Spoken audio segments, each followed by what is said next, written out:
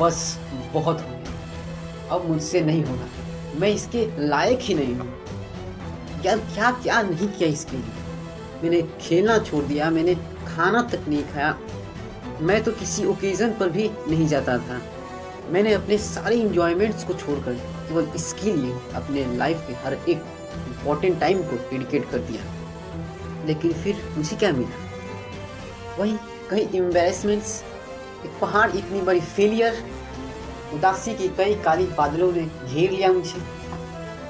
अंत में थका हूँ, हरा हूँ, अपने बेड पर सोया हूँ और आंख बंद करता हूँ तो मुझे मेरे गोल के सपने आते हैं। लेकिन जैसे ही मैं अपने आँख को खोलता हूँ तो मुझे मेरी गोल भी धुंधली दिखाई देने लगती है।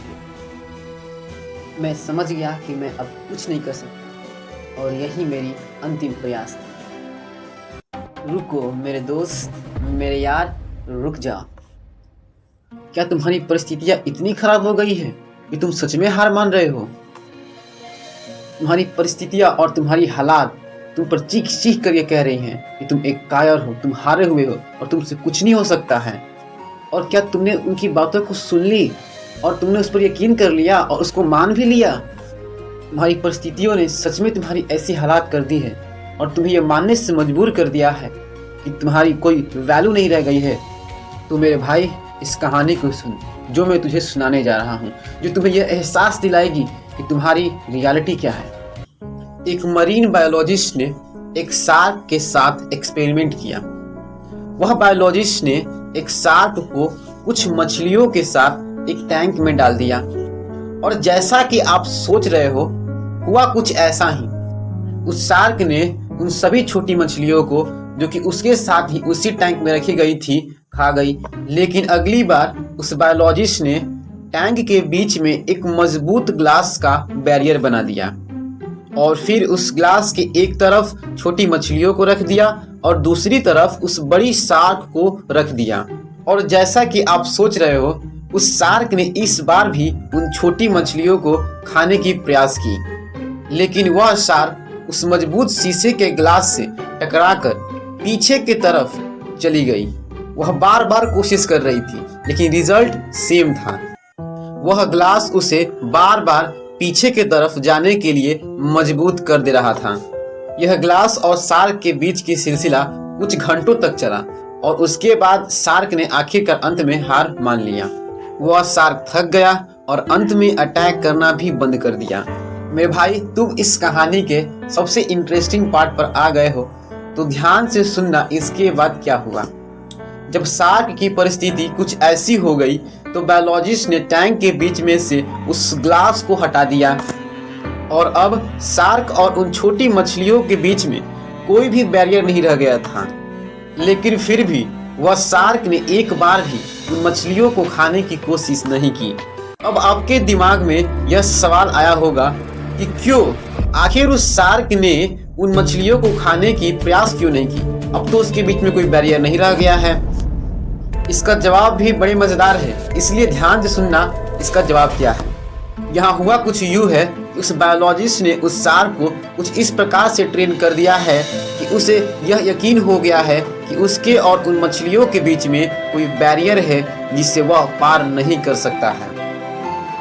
तो मेरे भाई या बहन जो भी देख रहा हो, आपने ये देखा ना कि उस शार्क के द्वारा कई अनसक्सेसफुल अटेम्प्ट और फेलियर ने यह मानने के लिए मजबूर कर दिया उसके और उसके गोल के बीच में कोई इतना मजबूत बैरियर है कि वह शार्क उसे पार नहीं कर सकता। इसी गलत विश्वास के वजह से एक बार ऐसा भी समय आया जब गोल के बीच में कोई बैरियर नहीं रह गया था। उसके पास पूरी कैपेसिटी थी गोल को अचीव करने की, लेकिन फिर भी उसे मिल नहीं पाया। तो मेरे भाई, तुम यही शार्क हो और तुम्हारी परिस्थिति भी कुछ इस प्रकार ही है और यही तुम्हारी रियलिटी है कि तुमने कुछ नाकामयाबियों को पाकर कमजोरी की गलत पट्टी अपने आंखों पर बांध लिया है और उस पट्टी की वजह से ही तुम्हारी गोल भी तुम्हें धुंधला दिखने लगी है।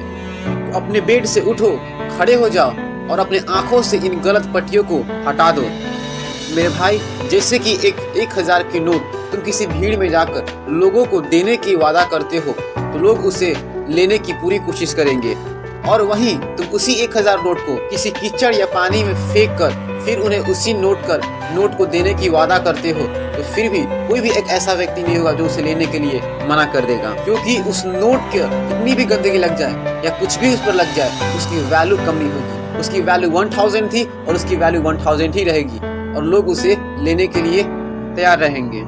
इसी प्रकार तुम्हारे ऊपर भी एम्बैरेसमेंट्स, अनसक्सेसफुल अटेम्प्ट्स और कई फेलियर्स के गंदगी लगने के वजह से तुम्हारी वैल्यू कम नहीं हो जाती। जब तुमने गोल की तरफ चलना शुरू किया था उस समय भी तुम मजबूत थे और आज गिरने के बाद भी तुम उतना ही मजबूत हो।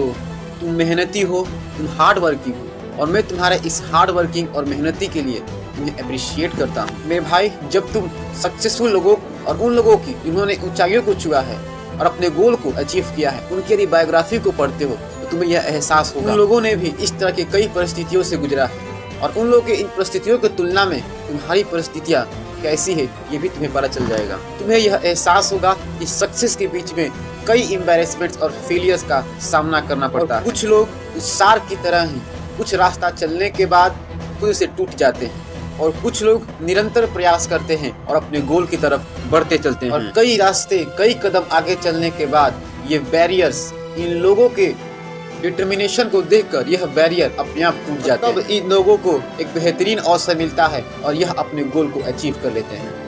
तो मेरे भाई, क्या तुम अभी भी सोचते हो कि तुम्हारी अंतिम प्रयास थी?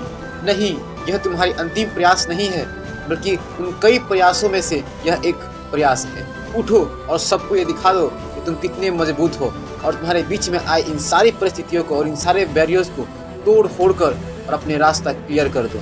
सक्सेस तुम्हारी इंतजार कर रही है, रोते गाते गिरते पड़ते या देर से ही सही, लेकिन लेना जरूर उसे। मेरी दुआएं और मेरी विशेष आपके साथ है। धन्यवाद।